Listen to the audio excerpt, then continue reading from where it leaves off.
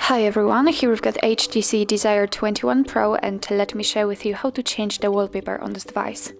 So firstly we have to enter the settings, and here let's tap on the display. As you can see here we've got the wallpaper option, so simply tap on it, and here we've got 3 different albums from which we can choose the wallpaper from.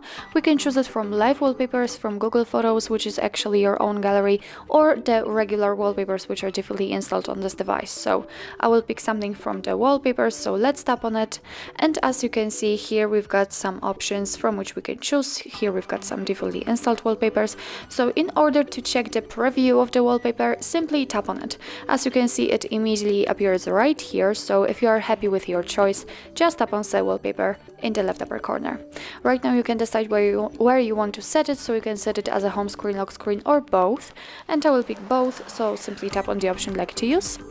And now we can go back, and as you can see it has been immediately applied to our home page. Let's check also the lock screen, and it is visible right here.